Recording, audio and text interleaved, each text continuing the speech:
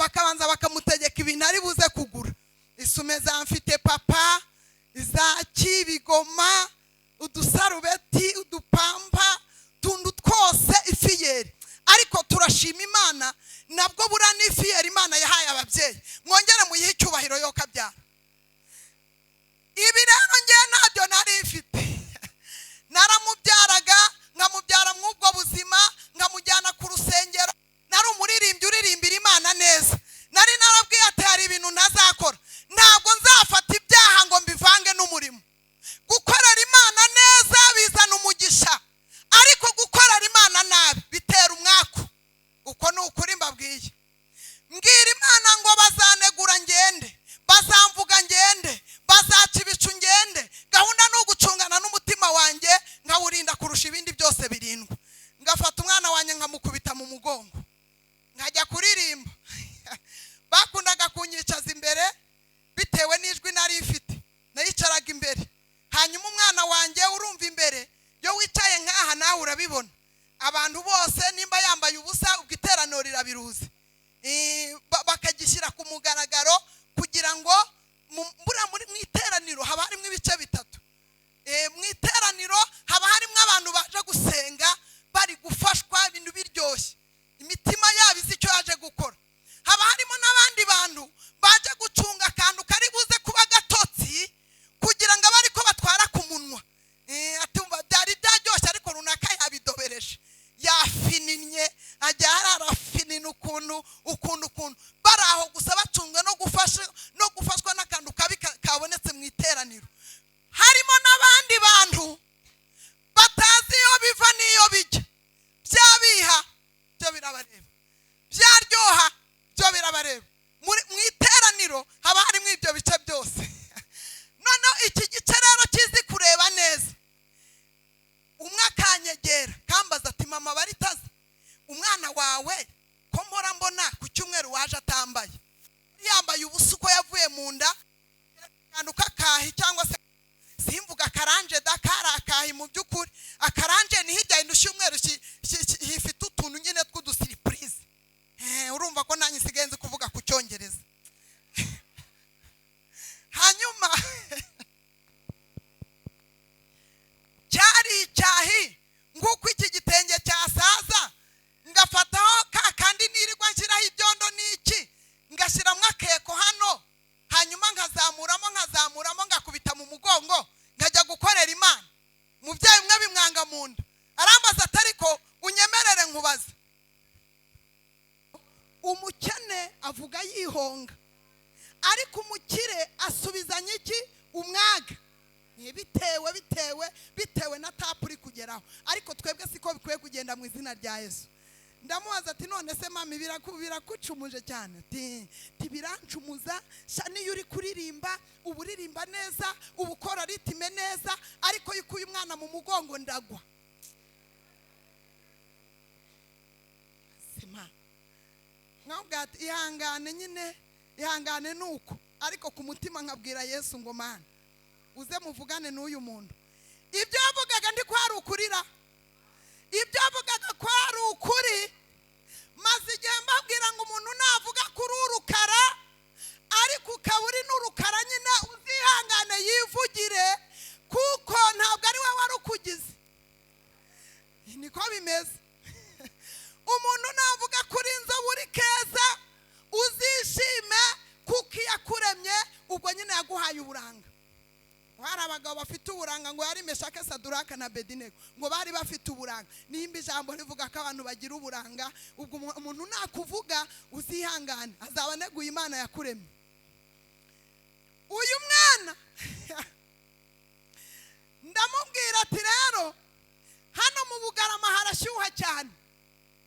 Impamvu ubona igihe cyose baba bambaye ubusa, ahantu harashyuha. Urabona mu rusengero haba hashyushye, hari ibintu biri nk'umuriro. Niyo mpamvu nkunda kubazana bambaye ubusa. Aranyitondera ariko ati niko se mama Baritaza, buri abana bose bari mu rusengero baba bambaye ubusa? Ndabwira ati ariko ntago baba bambaye ubusa, ariko urabona ibyana byanjye bari ibibogari. akantu karaho nyine hari uburyo Imana iguhisha. Nkunda kubwira abantu ngo Imana idukubita ikinzi, ntabwo yapfa kuduteza rubanda. Iragufata ikagukubita agati k'isabuni, ukabona umuntu aje kugusura ntakuzaniye akawunga kandi waburaye, ukabona umuntu aje kugusura ntakuzaniye umuceri kandi ntabwo uheruka. Umwuka iyo ari wiwe ukamubwira tugende umushyira agati k'isabuni, ukabona araje n'agati k'isabuni ku mutima atari ko se yakinguririye adesa akangura n'ikiro cy'ubufu. Koko uyu mugore ntagira iyerekwa, ararigira, wowe urakingiranye uri gukubitwa gusa.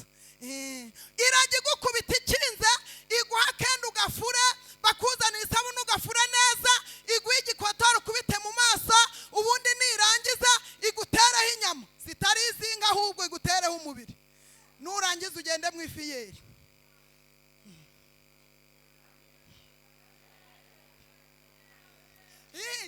Ariko man, nugera hano ati Yesu ashimwe, atahimbazwe, tisha mfite ikibazo nguza miliyoni, uzirinde kumena amavuta. Urayamena witambusa gutya akameneka. Kuyayora sasa, uyayorana ibiti, uyayorana umucanga, uyayorana amabuye, uyayorana ubushishi, ndetse n'uyateka biba bisaba ngo ujye kugura andi. Uzirinde kumubwira ngo hoya, ngo ububona ngo nambaye kano kenda, ngo maze umwaka ngo ntarya ku kaboga, ngo maze imyaka ngo ntarya ku kanyama. Nimba wamuhamagaraga gatatu akitaba, uzasigara umuhamagara gatatu yitabe rimwe, kuko azaba yamenye umusozi uhagazeho ari wowe wimeneye iki? Amavuta. Hanyuma kuyayora kongera kumwigaraho icyizere, uzajya umuhamagara ati halo, agire ngo ugiye kumusaba, ati nabona ari wowe ati ihangane ndi bize, kandi yicaranye n'abana nta kibazo afite. Uzirinde kumena amavuta. Agaciro k'umukristo ni amavuta. Uzamubwira ati rwose miliyoni none aha ntayo mfite, kere kugarutse mu minsi iri imbere, kuko kuba uriho nicyo gishoro, ibindi bizemera. Kuba uriho nicyo gishoro, ibindi bizemera. Zureka kwiteganyaho ibihe bibi, witeganyaho ibihe byiza. Nyirigihe ari muri wowe, ibintu arabisobanura. Nimuvuge ngo amina. Umwana nkamubana gutyo, isi kansakuza, abo turirimbana bakansakuza, nari intumwa y'abakristo, inama nyobozi nayo ikazimbaza bakansakuza, ariko ntibagire iyerekwa. Ntibagire iki? Ntago abantu bose bagira iyerekwa. Ntago abantu bose bagira iyerekwa. Iyo uri ku nkoni ntibagira iyerekwa. Iyo uri mu gikombe baka ntibagira iyerekwa. Ariko iyo ukivuyemo babimenya neza, uri kuvuga Imana neza. Imana babonye. Imana ishimwe double burundu. Rero muri ibyo bihe tukajyana nabo gusenga, tukajyana mu butayu. Umuhanuzi akarenga ku mukire, umuhanuzi akarenga ku muherwe, umuhanuzi akarenga ku wambaye yorande, akanzaho nambaye igitenge abagore bari barabatije ngo nikamubayeho. Ariko ma cyari igitenge njyana gutorana indete z'ibishyimbo mu gihuru, cyari igitenge kimwe njyana kuririmbana imimera y'ibijumba, nkagaruka umukenyero narawuhoranaga, ni nawo twiyorosaga. Hanyuma umwitero nkawuzinga neza, nahoraga buri wa gatandatu nijoro narafuraga kugira ngo mbone icyo njyana mu nyigisho ku cyumweru, nkaza numva nguwe neza. Nari mfite ijwi rihora rimbwira ngo nzakwambika, nari mfite ijwi rihora rimbwira ngo nzagutabara, nari mfite ijwi rihora rigendana nanjye rikambwira ngo nzakugirira neza. Abantu bacecetse batakivuga, batakigusuhuza, aho niho nzakora. Reka ngutangarize, igihe ugifite abantu bagufasha amaboko, ugira ngo ugwe bakakuramira, so wanya akakuramira, shangaza akakuramira, imiryango ikakuramira, Imana izabicecetse, utazakeza imbaraga z'abakomeye. Ibanze kwihorere, bagucunaguze bagire gute, mu gihe bose bacecetse Uwiteka azaza kwiyereke. Avuga ati ndakwiyeretse sha, ninjye Uwiteka Imana yawe yagukuye mu gihugu cy'Egiputa mu nzu y'uburetwa, nje kukwiyereka abantu bose bagiye kereke pari kugira ngo utange ubuhamya uvuga ati Yesu yarantabaye. Ndashima Imana, ubu abana banjye barambara. Nageze n'igihe nkajya mbyarira kwa muganga, imbyari 10 narazibyaye, ariko iya 11 njya kwa muganga kugeza ku ya 14 nkajya kwa muganga. Muganga akaza ati none se mama baritaza ko mbona ku ifishi, kuko njye navugaga imbyaro zanjye zose bijya byo kugabanya ngo babone ndagakobwa wapi. Navugaga imbyaro zanjye zose. Akambaza ati none se ko mbona ari akenshi, umunsi umwe njya ku gipimo, nari ngiye ku gipimo bwa mbere, muganga arambwira ati njira aho ngaho, tindaje ngupime urira kwako gatanda. Ndurira asanga mpagaze umutwe ukora ku mabati. Urumva yarambwiye ati njira aho ngaho, sinazaga njya ku gipimo kuko ibyo kubyara kwa muganga ntabyo narinzi.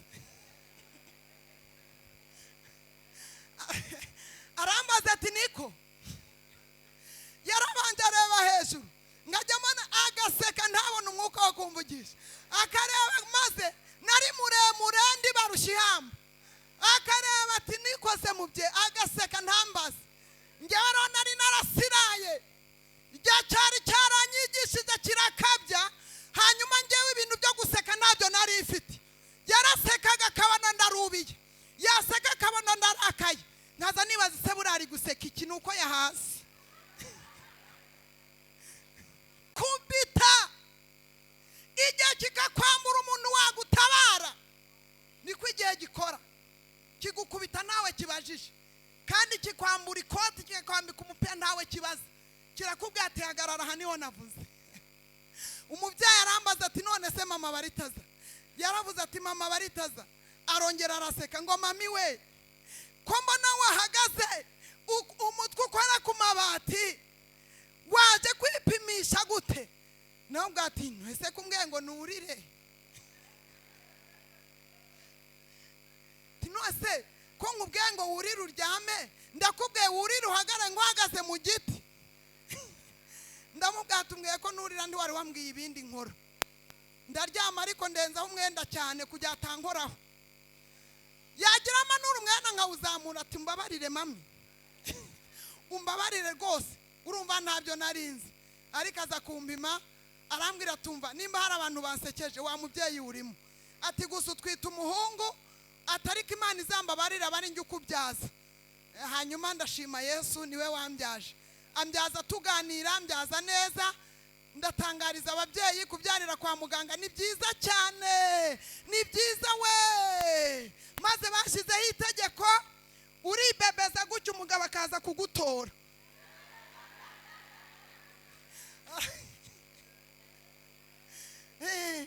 Ariko baraturebeye Mana yanjye, baraturebeye. Imana yubahwe. Hanyuma ho ndahavuye imbyaro ya 15 rero nibwo bwa mbere inkota yari ngiyeho. Ninjira mu rubagiro, barambaga, banteruramwe umwana wa 15 w'ibiro 5. Bakimara kumuterura, bamushyize bari kumupima ibiro, bari kuvuga atari ko mundebera umwana, umuntu wese ufite tachi w'umuganga ari kugenda aryaho firingi fotora ati umwana wa 15 w'ibitama nzamujyana mu rugo baze bareba. Ari uko nyine Satana bagize ishyari, umuriro uragenda, umuriro buragiye. Inshuro ya mbere muganga yarampamagaye ati mama baritaza karame. Inshuro ya kabiri mbura umwuka, inshuro ya gatatu ndumva ariko sinavuga, inshuro ya kane sinayumvisha. Ubwo nahise mfa nyine, mva mu mubiri. Mu bitaro twitwaga ba Gasahani. Urumva twari turwariye kure yo mu rugo. Umurwaza wanjye yaheraga muri sale ya mbere, nta ufite ibiryo aza kujya kumena muri puberi mu kanya, nubwo yaba bifite ngo ntabyo. Iyadukubise iyadukomerekeje niyo yonyine izatwomora. Umurwaza wanjye yari umunyamasengesho. Imana icira inzira yo kurya, yagera ahantu muri sara agiye gusaba ku byo kurya, yasanga umuntu ari kurarambura amaso ati mu izina rya Yesu ndategetse kiri ubu burwayi, ubwananiye abaganga, ubwananiye abapfumu, ubwananiye abadogiteri kira. Umuntu akazanzamuka ati yewe ntabwo ngwa kubyo nari ngiye kumena muri puberi, ahubwo akira kuri zino nyama banzaniye, nkabona zizanye gitwari. Haleluya! Abantu Yesu yahamagaye ibifite n'uburyo izabatunga. Imana yo yaguhaye kubyara ibifite n'uburyo bazarya. Ndagutangariza ko igaburira bake, igaburira na benshi mu izina rya Yesu. Hanyuma biba ngombwa ko bahamagara, batanga amatangazo, baravuga ngo wa mubyeyi wabyaye abana benshi, umwe batambukanye hano yitabye Imana, umuriro umugendeyeho, aguye mu byuma. Bahamagara mu rugo, hanyuma umurambo wanjye bawushyira kuri ka kaburangari kamwe bajyanaho imirambo muri moruge. Dogiteri araza atanga raporo, amazina, amagara umurwaza, muha amazina, mbega muha imyirondoro, atanga raporo ko Uwimana Clemence aguye mu byuma, k'umuriro umugendeyeho, yitabye Imana. Ubu tuvugana ndi muri raporo y'imirambo iyo bayitanga.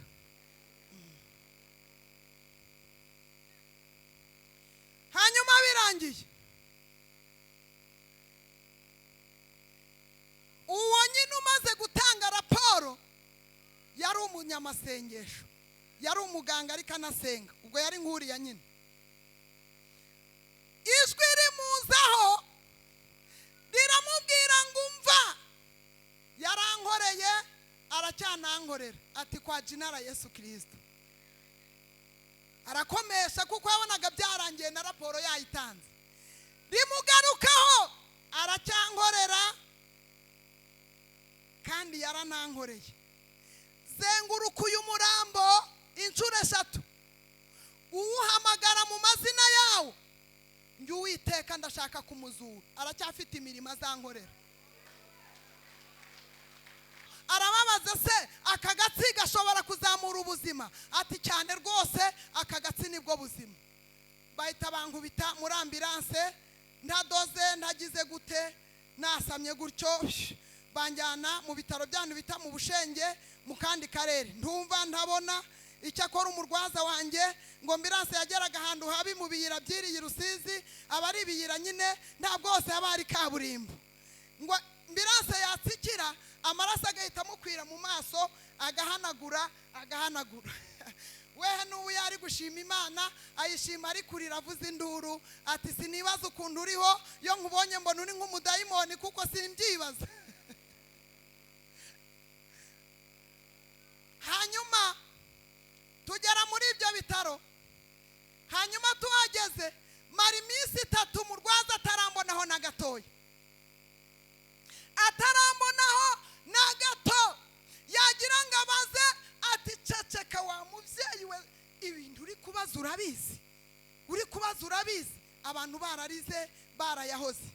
Hanyuma Imana yateje abantu nabo babandi bakunda intumbi kurusha abazima. Murabumvishe? Bamwe bakunda intumbi kurusha abazima. Ubu hano turi hari umuntu utazi ku muntu bicaranye, ariko amaze kwitaba Imana ni ukugenda ubaririza ngo hajya ni hehe, ngo nazaga mbona turuka mu byiyo hirya. Birasaba ngo dukundane tugihumeka, kuko nusura abantu basigaye ntabwo uzabusuye mwene so, ahubwo uzabusuye abasigaye, ariko wazabajyanye urubanza kutigeze uhakandagira. Imana idusukeho urukundo mu izina rya Yesu. Ubwo ko abantu bari kurira, Imana iri gukora imirimo n'ibitangaza. Mu bitaro twitwa Bagasahani, abantu bakimara kumva ya message ko nitabye Imana, batangiye bakora mu butunzi bwabo kugira ngo ningera mu bitaro byo mu Bushenge mu kandi karere ndazicwa n'inzara nk'iyanyiciye imibirizi. Haleluya. Ariko bagasunika message ati abasigaye mwihangane aya mafaranga nsizeho abafasha kureba ko mwabona isandugu mushingura mu mukozi w'Imana agashyiraho nk'ibihumbi 200. Kongera navuye muri koma nsoma message z'amafaranga gusa nta bya Yesu ashimwe, nta bya mwaramutse, nta bya mwiriwe, yari inoti. Ariko ma kigeragezo cy'umuntu n'ikimana yiheshereza mu icyubahiro uko cyaba kiri kose, Imana ibicunze kukihesherezaho icyubahiro iyo wakitwayemo neza. Unda kandi kati yemwe abasigaye mwihangane ataye amafaranga nshizeho azafasha abana b'umukozi w'Imana agashyiraho nk'ibihumbi 150. Navuye muri iyi koma ntemerewe gufata kuri telefone, ariko aho nyifatiyeho abaganga bari barayibitse kubera ibinya nyine, kubera ibinya barayikwambura. Rero muganga kaza kambaza kumva ndi kuvuga, ndamubwira ati wambabariye ukamba kuri telefone nkavugisha abantu bo mu rugo. Atushaka kuyivugira, turayivugiyeho nguhagaze hejuru ngikuramo password ya nta nubwo nabanje kureba aranga, narazamuye nazamura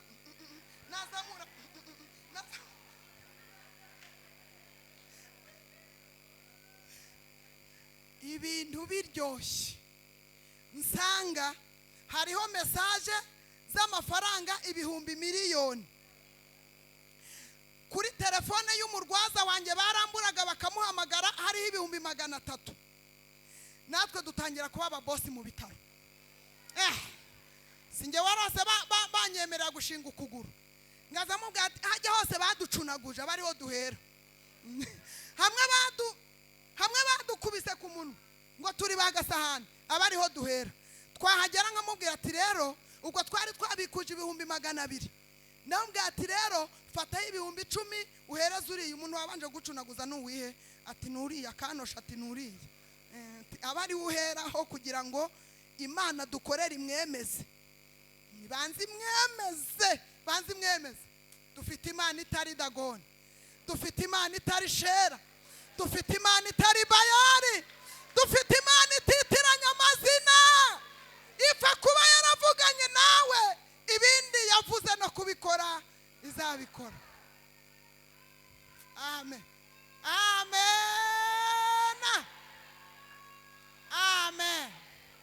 Ndashimiye yankuye mu rupfu ikangarura nkarera abana banjye. Nahoraga numva ari agahinda. Cyakora ndagira ngo ngutangarize, iyo wagiye muri koma hari ababyeyi benshi, reka mbakurira inzira ku murima.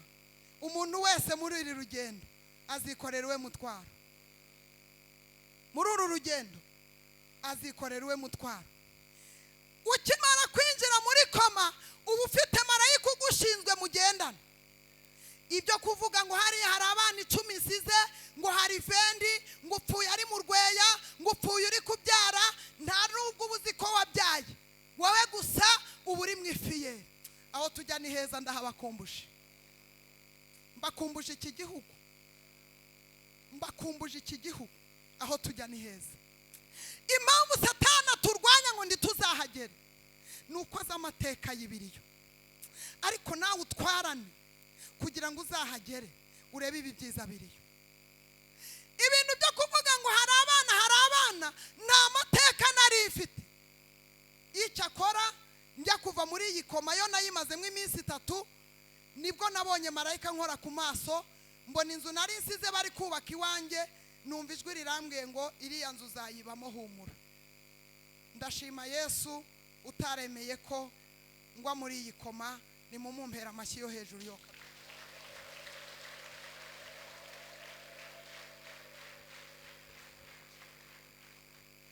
Hanyuma ku mazina y'ubuhamya bwitwa ngo nta kure hahari Imana itakura umuntu.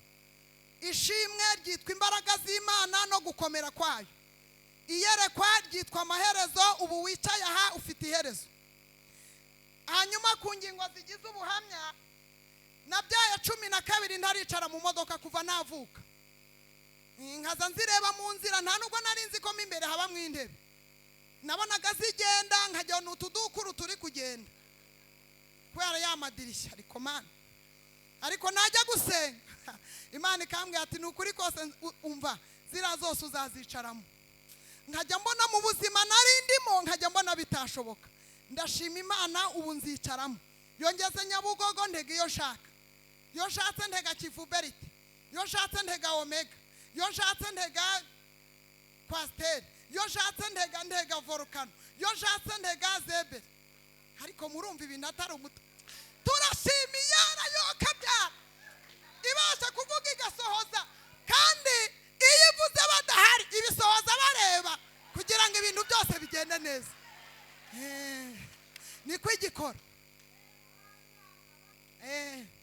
Ubu ni mgiye 16 ariko mfite abana 10. Hari abagiye bajya gupfa bakansezera. Umwe yarambwiye ati ejo nzitahira mama wanjye. Nambwiye ati reka ninde wakubwiye ko iwanyu atari hano? Arambwiye ati hoya ntabwo iwacu ari aha, iwacu ni mu ijuru. Yinjira mu nzu azana uduti akajerekana arakomanga ngo tuzataha, ngo igihe nikigera tuzataha. Mu gitondo tujya kubiba ibishyimbo. Yansezeye saa 9 ku cyumweru mvuye mu materaniro. Kuwa mbere tujya kubiba ibishyimbo, abantu babiba murabyumva. Bigeze saa 3 za mu gitondo nari nabicaje munsi y'igiti cy'umwembe na mushikiwe. Numva hariza umukuru. Abo turi kubibana ibishyimbo atijya kureba. Ngiye kuransanga amaso yagiye mu gihanga. Yaraye ansezeye. Mukubita mu mugongo njya kwa muganga, angwaho mu nzira. Imana irambwira ati ngiye uyu mugeni kandi ugomba gutera amakorasi. Nta muntu utera ikorasi kuri iki kiriyo. Nta muntu utera ikorasi kuri iki kiriyo. Ni wowe ugomba gutera amakorasi, ngiye nacyo uyu mugeni. Igira icyo yitumye nta wabasha kuyivuguruza. Hanyuma haciyemo igihe mbaza Imana atabana banjye bameze bate. Ibashyira ku mustari uko ari 6. Irambwira ati uyu n'uyu, uyu ni Nyirahabimana, uyu n'uyu, uyu ni Bora, uyu n'uyu. Ibapanga uko nyine bagiye bataha bakurikiranye. Irambwira tugende rero nukora neza, aba bana bawe ntabwo bapfuye barasinziriye, muzabonana igihe nikigera. Irambwira ngo kandi ahantu uzagera ukavuga bakeya. Ngubu nkazano ngavuga ndi umubyeyi w'abana 10. Ukavuga bakeya, ntuba ruhereye kubitabye Imana. Nge ndi mu ijuru nzazi wawe mbare mbereye kubapfuye. Abo uzavuga niba uzasanga mu rugo. Sinakora ikosa, data yarambwiye nge mbavuga bose. Irambwira ngo kuko njye Uwiteka ninda yavuyemo ndayibara. Burayi uvuza abana bakeya ukavuga bahari, abitabye Imana ukabareka, mu ijuru bagira gahinda kuko ubu bihakanye kandi barakuvuyemo. Hanyuma ubwo ibyo ndabitsimbitse. Nabyaye 6 mbimi ibiro 30. Ndi muremure ndeba hasi nkabona wagiye ni mu kuzimu. Nabyaye imbyari 10 ntarateka inyama mu rugo iwanjye. Nta n'umuntu wabasha kundumira mu bukwe bwe ngamubutumire bitewe n'igihe.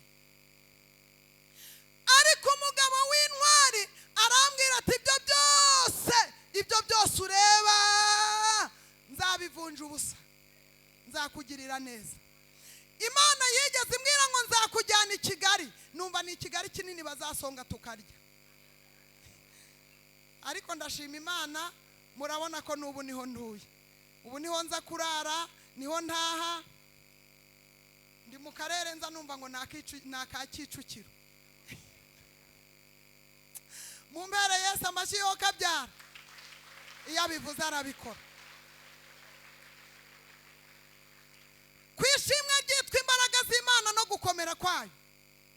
Nagize umwana avukana ubudebire, mbyaye ibidebire 2 bikira. Ndi umugabo wo guhamya ko Yesu akiza indwara zose. Kidebire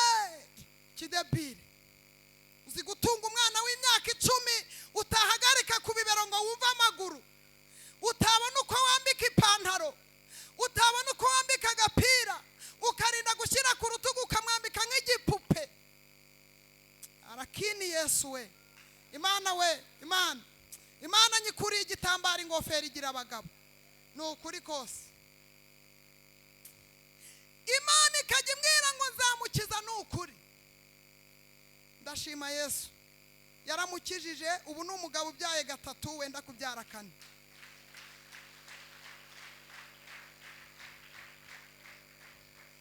Hanyuma igihe kimwe niho twahuriye kwa muganga tugiye kubyara twese namukiwe, ashaka kumbabazamo gakeya. Yaturutse nka hariya ageze ku bitaro abona nanjye ndi kuyishyushya.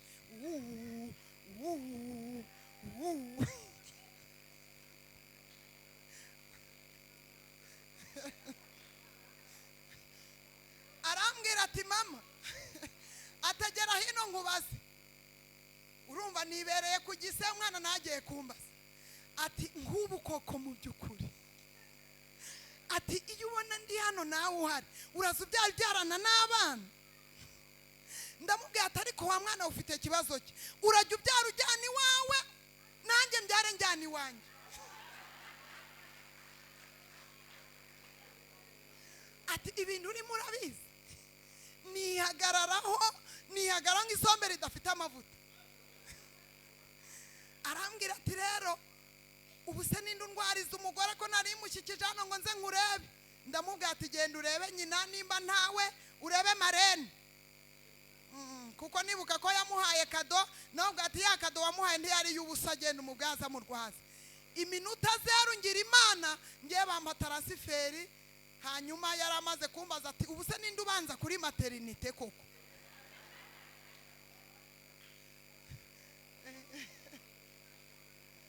Ndamubwira tuma nkubwire, ninjye uhabanza, ninjye mwahasanze, ninjye waje mbere, ikindi ninjye mukuru.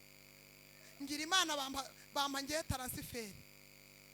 Ako gahe rero niko natekereje, ndamubwira ati witonde kuba uriho nuko nabyaye, iyo ntaza kubyara ntabwo uburiho. Rero reka mbyare na bene wanyu muze musangira bya byo kurya Yesu yaduhaye. Ndashima Yesu umukozi w'umuhanga, twese twarabyaye. Ubwo urumva ngiye yari wa 16, we hari uwa 3. Ubwo urumva twese twarabyaye, turonsa dufite abana, nawe afite uwo mwana. Ndashima Yesu waduhaye abana twese, Imana yo kabyara yamamara. Bitabuzukuru 5. Yego. Ariko barenda kuba 7. Ubwo mvuze gucyo abakazana banjye bose baratwite. Yo nicaye mu modoka, imodoka shoferi akigira ngo nzi. Ugati karabaye. Abantu bose babaca amaguru, babaca cyafu.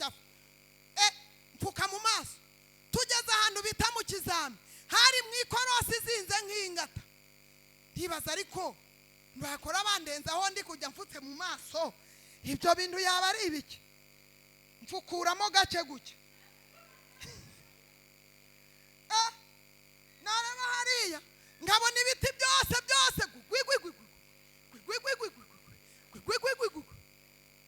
mvuze induru ati shoferi, ati abantu wabamazeho amaguru, ati abandi ibiti byakwirunze hejuru y'iyi modoka hari ibiti byinshi cyane. Ati nyikuriremo ngewe.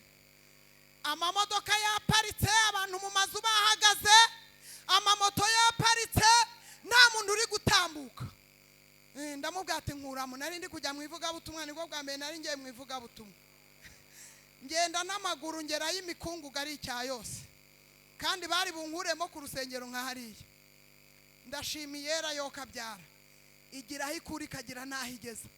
Iryo buvugabutumwa nagiyemo sinarinzi kurisha ifoke, sinarinzi amazina y'amafanta, sinarinzi aho mpageze mbakura agatute kahani Kigali.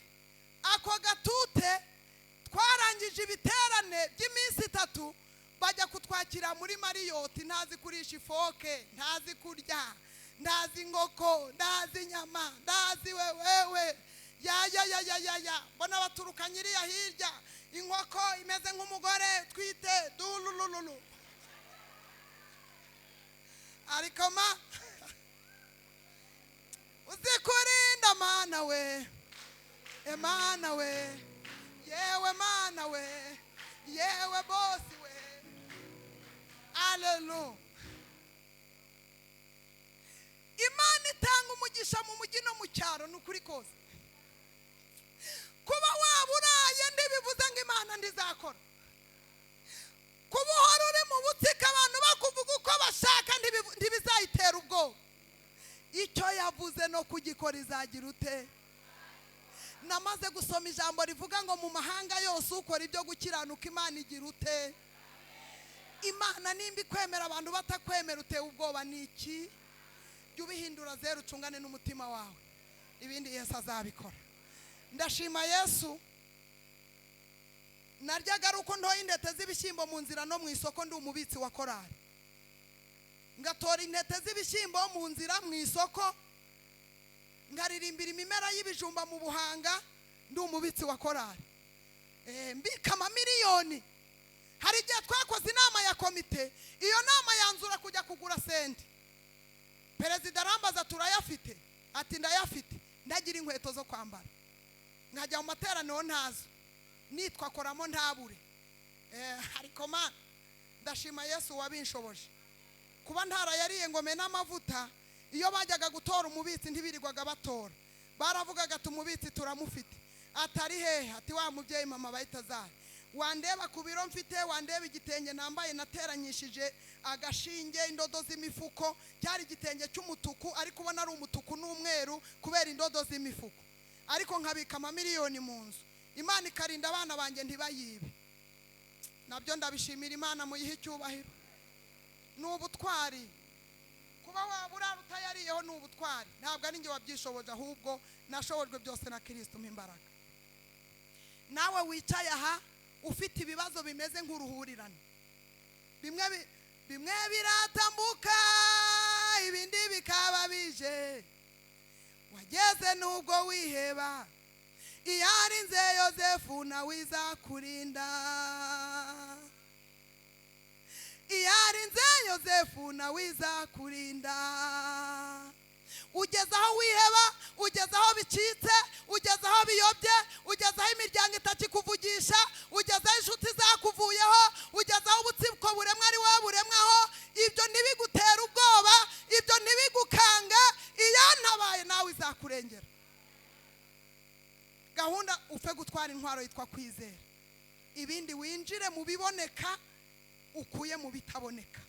Kwizera nicyo kumara, n'urufunguzo rufata ibiri mu bitaboneka rukabikura mu biboneka bikakwegera. Imana igufashe kubyumva mu izina rya Yesu. Ubuhamya ni burebure, ngira ngo kireka amezi 6 mpagaze hano imbere yanyu nibwo wenda naba mbuvuzeho. Hari igihe uriya muyobozi ajya mu ijambo nkavuga ati ndavuga kuyerekwa nagize ndi muri koma kubera ko rigira uduce dutatu. Nkabona agace ka mbere kari bumara isaha, nkabona kandi kari bumara iminota 30, nkabona icyo gihe nta gihari. Kandi bisaba ngo nimba nditangiye uburyo marayika yaje yivuga muri iri yerekwa, reka nkubwire ugomba kugenda uzi ko ufite abamarayika 2 kandi bose bitwa abamarayika. Hari marayika mubi wa Satani uhora ushaka kugukura mu ibyo wizeye. Hari na marayika w'Imana uba utunganye no kugira ngo ahora gukoresha ibyiza. Niyo mpamvu umuhimbyi w'indirimbo yaravuze ngo mukiza Yesu ntabara kubw'abantu 2 bari mu mutima wanjye, umwe nkunda undanyanga. Urabafite urabagendana. Umwe bari kugenda kubwira ati niko wihanye kera none naho ugeze jya mu bapfumu ujya kugura imigisha. Ukumva ku maradiyo ati twebwe dutanga imigisha, ugahita uvuga ati nangahe, ukaza uvuga wihisha ati nangahe ariko ndi umurokore, ariko nzaza gake nubwo ndi umurokore, ariko nyine ngewe nzaza kereke pare ku isi. Ijisho ry'Imana rimeze atyo, riri kukureba, rimeze atyo muri radari. Dore gutya ati yagiyeho kuwa 4, yagiyeho kuwa 5, bamuhaye ibyatsi yabyisize, yabaye umusaza ariko nta mafaranga yabonye. Niko ibabapfumu ugahita wiruka ukarwara toroma amafaranga ntuyabone. Imana yajya ikurebeka kubonaho igitsira, ubundi wagera muri korari muze tumere nk'indwari izatubanzirije tumere nka Yosefu ari mw'Egiputa tube nka Meshake Saduraka Abedinego.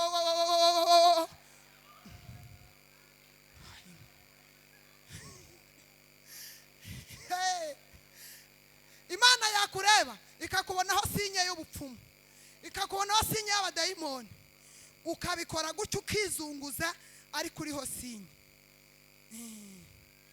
Ariko amahirwe akuri imbere yo kugira ngo wongere wakire Yesu Kristo umwami n'umukiza, amaraso yaguhanaguyeho ibizira n'ibizinga byose, wongere uririmba Imana ikwemera. Imana ibafashe kubyumva. Yo disi yo mbahagaze imbere nibagirwa igihe, ariko umuyobozi wacu naba yabuze uko agira ari kuvuga ati Imana mabari tazari yavuye hariya koko. Ariko Imana imuha umugisha. Banyongeye 5. Sinjya mva imbere y'abantu ndasomye ijambo kubabwira, niryo ryanyambitse, niryo ryakemuye gahunda zose. Imana ibaha umugisha. Hanyuma ngaho turebera ijambo riri mu gitabo cy'umuhanuzi Maraki, igice cyaho cya 3, maze aba yahageze nimba Bibiliya yiwe muba mu mutwe simbizi, ariko Imana iguha umugisha. Igice cya 3 usoma umurongo wa 19. Yego.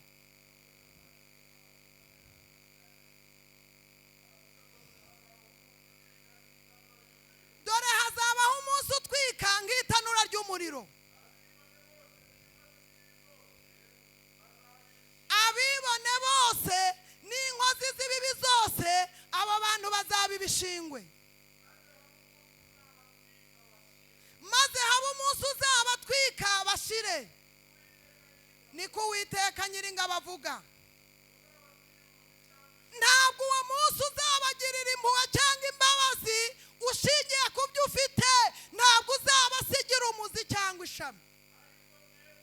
Ariko mwebweho abubaha izina ryanjye, izuba ryo gukiranuka rizabarasira rifite gukiza. Amen. Imana iguha umugisha. Maze muzasohoka mukinagire nk'inyana zo mu kiraro. Amen. Adubure arakini bosi Elohimu shando minifo edrai ekota labini shando minifo. Haleluya, haleluya. Mfite topic, urumva ko nanjye ariko nsigaye nzi kuvuga topic. Nibi topic biva mu gusenga, nandi biva n'ahandi yemwe abana beza mugabo mwiza. Ni mu gusenga, sinari nzi ko nzabona umugabo, ariko mbonye undusha imyaka 20 ndavuga ati kabisa ndatomboye. Hanyuma naramubwira ati sinjye warose nkubona, ibyo uzakora byose ngewe ndi inyuma yawe ndahari, nzabyihanganira. Sinjye warurose mubona, we mpamvu umupfusha ubusukaza ubona ntacyo amaze, wabimenya yagiye hari ahirya, nibwo wamenya amateka y'umugabo mu rugo. Ibyo tuzabiganiraho. Ijambo ritubwiye ngo iki? Riratubwiye ngo dore hazabaho umunsi utwika nk'itanura ry'iki, abibone bose n'inkozi z'ibibi ngo abo bantu bazaba ibishingwe, ngo hazabaho umunsi uzabatwika ubakongore. Uyu munsi ngo ntabwo uzabasigira umuzi cyangwa ishami, keretse abubaha izina ry'iki. Abo ngabo nibo ngo bazasohoka bagakinagira nk'inyana zo mu ruhongore. Ku munsi Uwiteka azabikoreraho, ku munsi Uwiteka azagira ute? Fata ijambo rimwe tugiye gusengeramo rivuga ngo kuri uyu munsi w'Uwiteka kuri hafi, jya uwubona nk'uri hano. Mbega jya ureba uyu munsi w'Uwiteka ndi kukubwira, jya ureba byibuze uwubone hano, ntuwubone iriya hirya, ntuwubone iriya, ntuwubone iriya, kuko uyu munsi ugiye kugusatira. uyu munsi ugiye kugira ute kugusatira. Kabone nubwo Kristo yabatinze kuza, ariko rupfu yagutungura, jya uhora uwubona hano. Uyu munsi w'Uwiteka, uyu munsi uteye ubwoba, uyu munsi utazatangwaho ruswa, uyu munsi utazatanga amafaranga, uyu munsi utazatanga ibyo utunze, uyu munsi utazahamagara imiryango ngo ikurengere. Uyu munsi witeguye ati, uyu munsi witeguye ati, ni ibyiciro bibiri bizaba bihari: guhabwa ibihano cyangwa guhabwa ibihembo.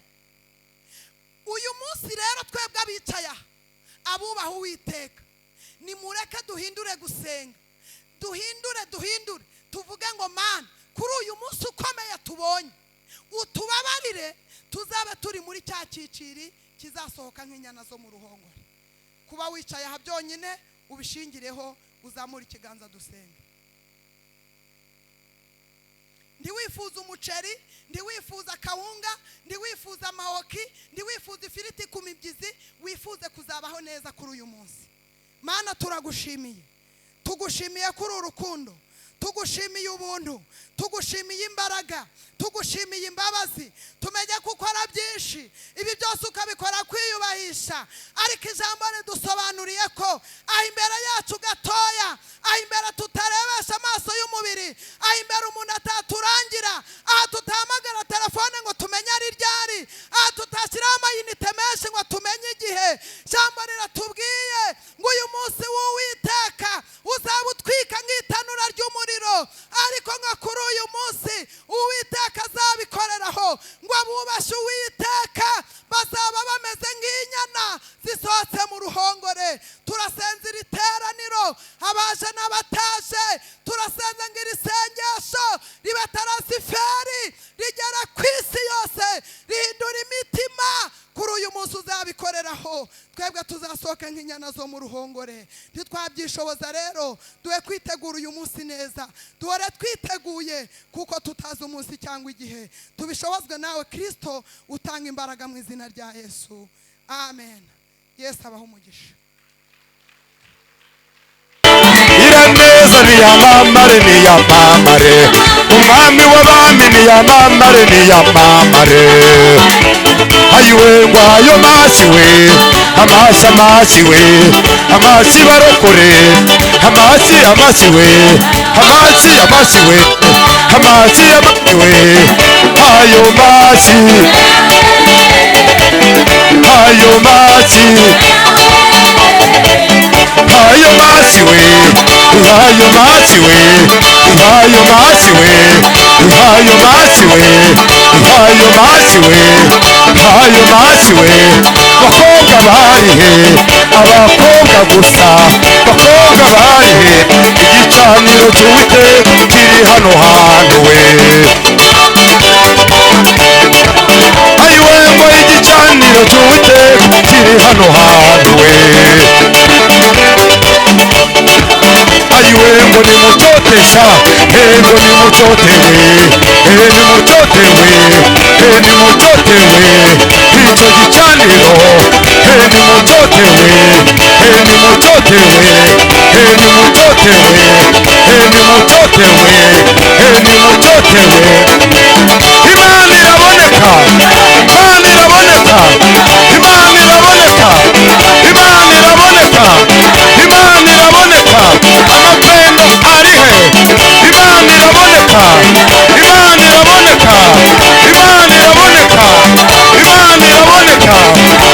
Dosiye yanjye yari yanditswe nabi, Yesu abibonye ayihindura neza we.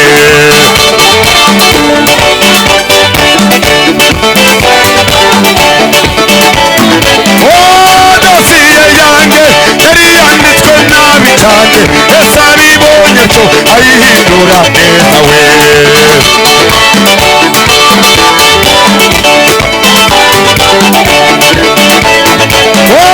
Dosiye y'abamama yari yanditswe nabi cyane, Yesu abibonye ayihindura neza we.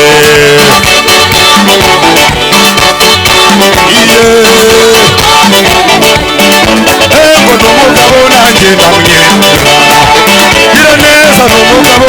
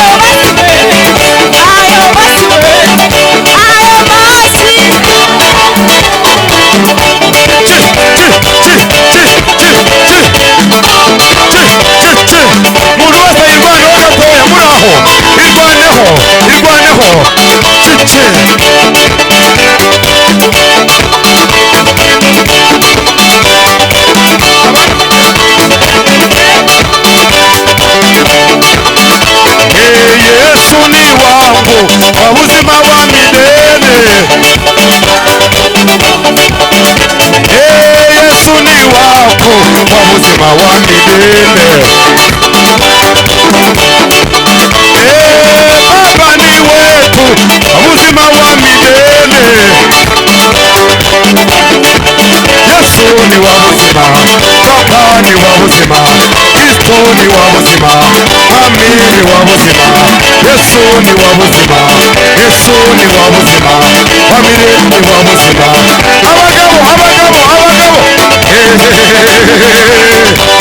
Abagabo bonyine, igicaniro cy'Uwiteka kiri hano hantu we. Ayiwe ngo igicaniro cy'Imana kiri hano hantu we. Ayiwe ngo nimucotesha, nimucotewe, nimucotewe, nimucotewe, nimucotewe, nimucotewe,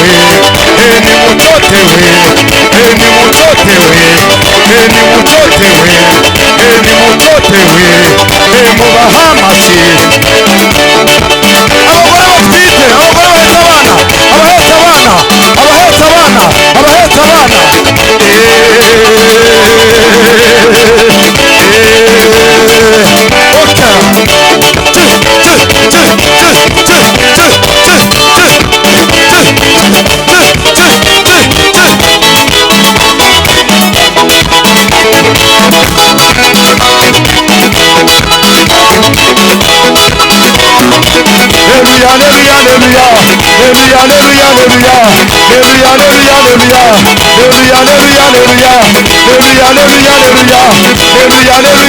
Irwaneho hasigaye itatu yonyine, hasigaye itatu.